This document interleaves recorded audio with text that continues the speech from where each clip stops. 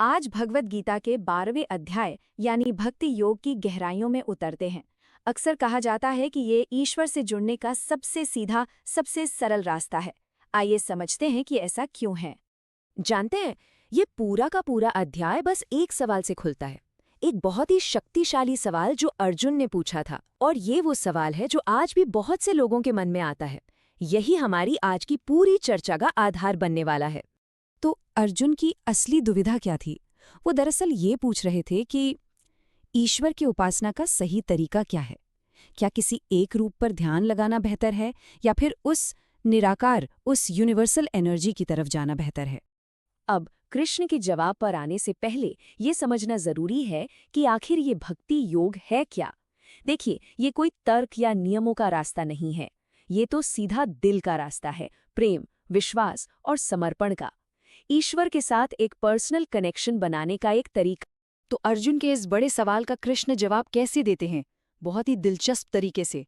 वो कोई बात घुमाते नहीं हैं।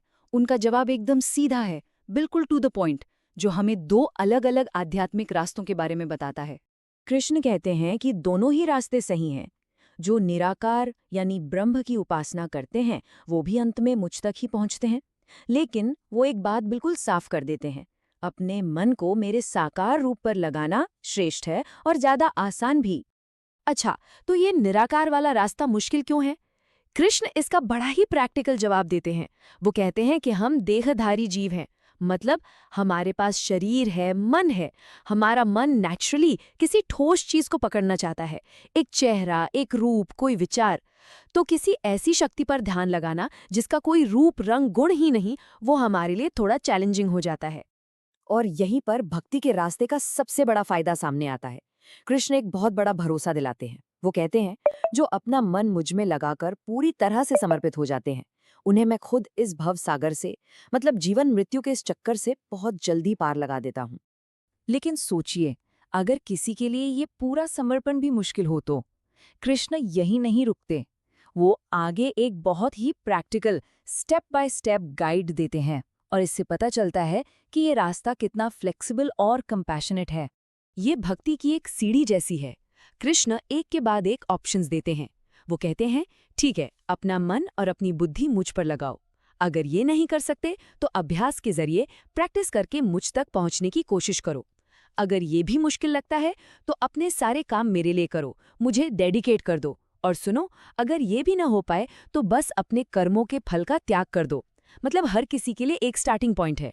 श्लोक 12 में एक बहुत ही इंटरेस्टिंग बात कही गई है। कृष्ण कहते हैं कि ज्ञान से बेहतर ध्यान है, और ध्यान से भी बेहतर है अपने कर्मों के फल का त्याग कर देना। अब सवाल है, ऐसा क्यों? क्योंकि ये जो त्याग है ना, ये फौरन शांति लाता है। नतीजों की चिंता, फेलियर का डर, सब खत्म। तो हमने भक्ति के कैसे को तो समझ लिया। अब कृष्ण हमें बताते हैं कि एक सच्चा भक्त कौन होता है। मतलब वो कौन से गुण हैं, वो कौन सी क्वालिटीज हैं जो किसी को ईश्वर का प्रिय बनाती हैं।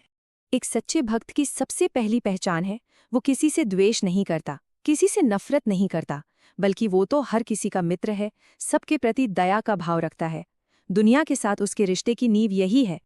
और अंदर से कैसा होता है भक्त? वो अहंकार से मुक्त होता है, मैं और मेरा की भावना से आजाद। और इसका असर क्या होता है?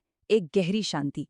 वो सुख में बहुत खुश और दुख में बहुत निराश नहीं होता, दोनों में संभाव रहता है, क्योंकि उसकी खुशी बाहरी चीजों पर डिपेंडेंट नहीं करती।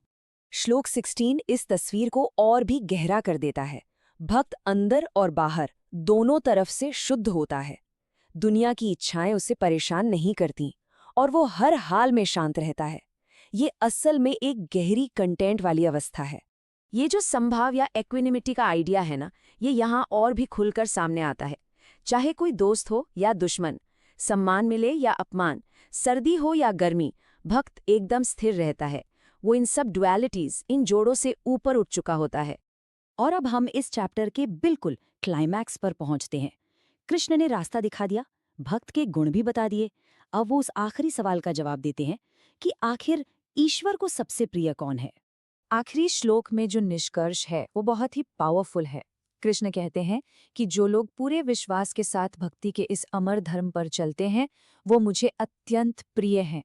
ये भक्ति के रास्ते का सबसे बड़ा, सबसे खूबसूरत इनाम है। तो हम इस विचार के साथ अपनी बात को समाप्त करते हैं। जरा सोचिए, आज की इस भागदौड़ भरी कॉम्प्लेक्स दुनिया में जहां हमारा ध्यान 100 जगह बटा हुआ है, क्या भक्ति और समर्पण का ये सदियों पुराना सरल रास्ता ही मन की शांति पाने का सबसे प्रैक्टिकल तरीका हो सकता है?